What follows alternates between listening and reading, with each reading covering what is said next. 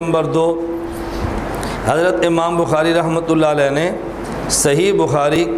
باب میراث میراث ابنت الاب ما ابنتہ مسئلہ بیان کیا ہے۔ ایک آدمی دنیا سے چلا گیا،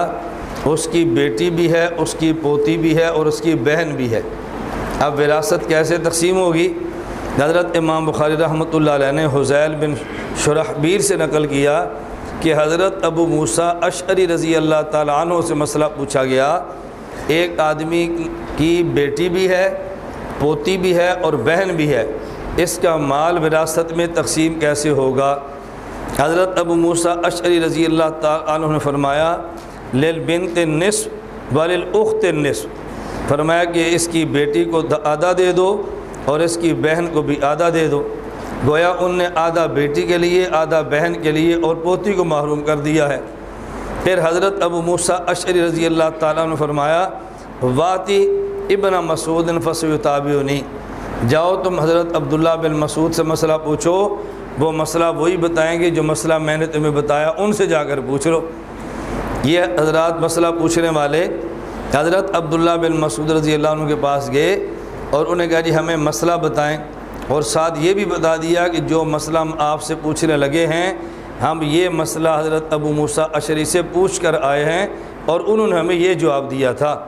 دیکھیں اخبر بقول ابی موسیٰ، یہ بتا دیا ان نے جواب کیا دیا ہے۔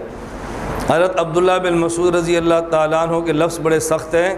یہ لفظ میں اور آپ نہیں کہہ سکتے، یہ لفظ صحابی کے مقابلے میں کہہ سکتا ہے۔ ہم صحابی کے مقابلے میں جملے نہیں کہہ سکتے، صحابی کے مقابلے میں جملہ کہہ سکتا ہے۔ فرمایا لقد ظللت اذا وما انا من المهتدین اقضی فیہا بما قضى النبی صلی اللہ علیہ وسلم، میں تمہیں وہ فیصلہ بتاتا ہوں جو رسول اللہ صلی اللہ علیہ وسلم کا فیصلہ ہے۔ اب حضرت عبداللہ بن مسعود نے فرمایا کہ بیٹی کو نصف دے دو اور پوتی کو سدس دے دو اور جو باقی بچے گا وہ بہن کو دے دو، یعنی گویا وراثت کے 6 سے ہو جائیں گے۔ ایک کو نصف دیا تو 3 سے چلے گے اور ایک کو چھٹا دیا تو 4 چلے گے، باقی 2 بچے گے تو پوتی کو دے دو۔ اب یہ مسئلہ حضرت عبداللہ بن مسعود رضی اللہ تعالیٰ عنہ نے بتایا۔ جب یہ لوگ واپس آئے، ابو موسیٰ اشعری سے عرض کیا کہ آپ نے مسئلہ ہمیں یوں بتایا، اور جب عبداللہ بن مسعود رضی اللہ عنہ کے پاس گئے تو انہوں نے مسئلہ یوں بتایا ہے۔ حضرت ابو موسیٰ اشعری فرمان لگے لا تسألونی ما دام ھذا الحبر فیکم، لا تسألونی ما دام ھذا الحبر فیکم، جب تک یہ علم کا سمندر تمہارے درمیان موجود ہے آئندہ مسئلہ مجھ سے نہ پوچھنا، ہمیشہ عبداللہ بن مسعود سے پوچھنا۔ اب بتاؤ ابو موسیٰ اشعری رضی اللہ تعالیٰ عنہ یہ نہیں فرمایا کہ دیکھو اس مسئلے پر اگر مجھ سے غلطی ہو گئی ہے تو کوئی نہیں، آئندہ ضرورت پیش آ جائے تو قرآن دیکھ لیا کرو، حدیث دیکھ لیا کرو، مجھ سے مسئلے کیوں پوچھتے ہو؟ میں معصوم نہیں، مجھ سے غلطی ہو سکتی ہے، تم قرآن حدیث دیکھ لیا کرو۔ غیر مقلد یہی بات کہتے ہیں کہ امام اور فقیہ معصوم نہیں ہے، یہ معصوم نہیں، سے غلطی ہو سکتی ہے، لہذا قرآن حدیث کو دیکھے۔ ہم نے کہا اللہ کے بندو دیکھو قرآن کریم اور حدیث مبارک غلط نہیں، لیکن مسئلہ تو قرآن سے نکالنا ہے نا، مسئلہ قرآن سے نکالنا ہے۔ ایک مسئلہ آپ نکالیں گے اور ایک مسئلہ مجتہد نکالے گا،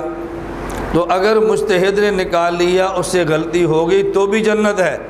اور اگر آپ نے نکال لیا تو اس پر کیا گارنٹی ہے کہ آپ کے غلط مسئلے پر نہیں ٹھیک پر بھی جنت ملے؟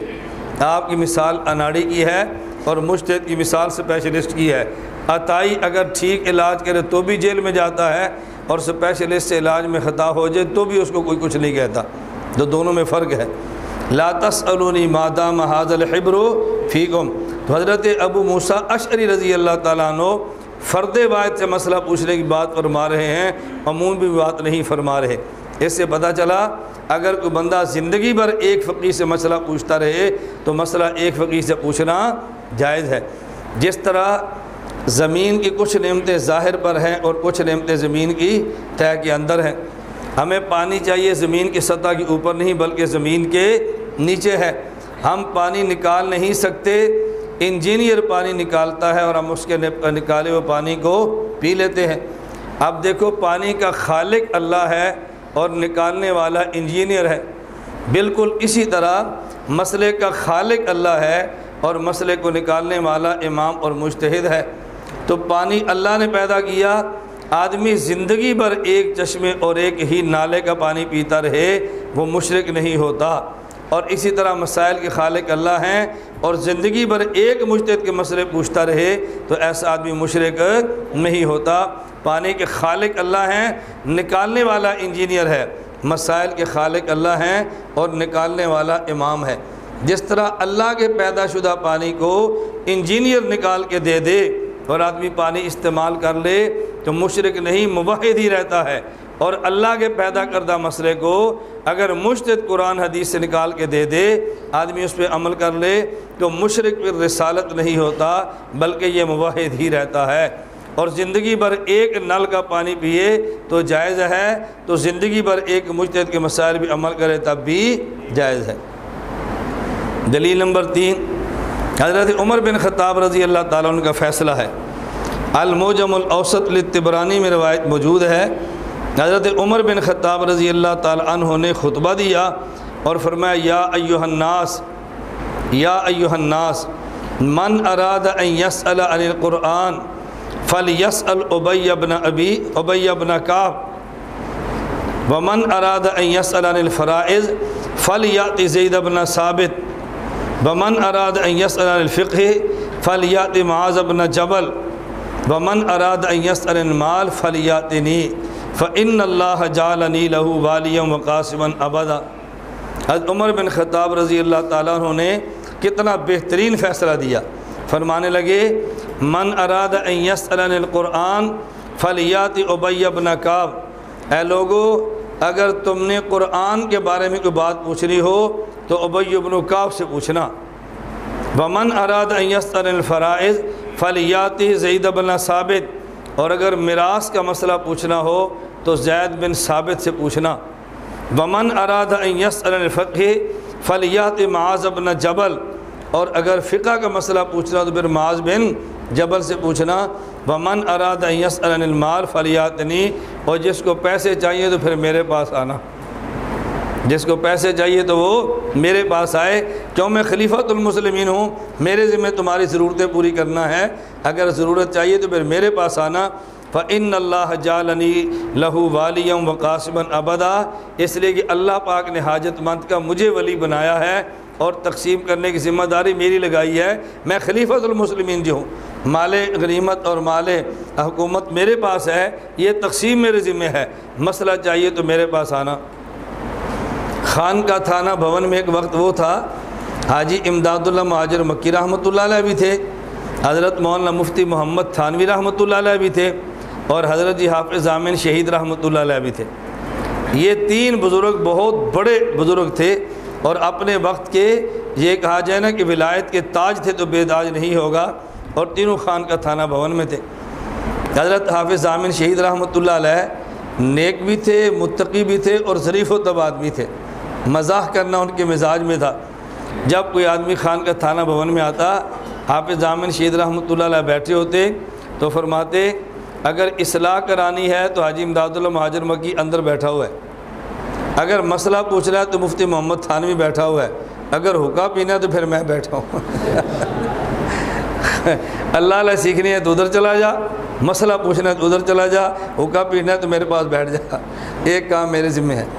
یہ میں نے بطور لطافت کے سنایا۔ تم نے فرمایا کہ اگر قرآن سیکھنا ہے ابی بن کعب کے پاس جاؤ،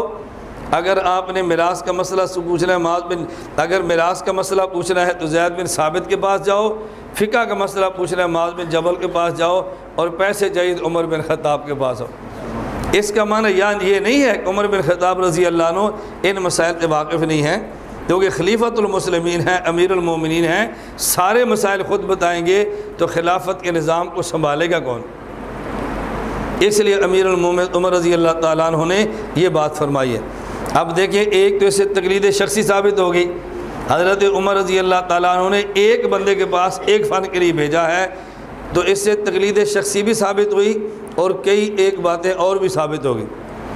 گزشتہ کل ایک طالب علم آپ ہی سے مجھ سے پوچھ رہا تھا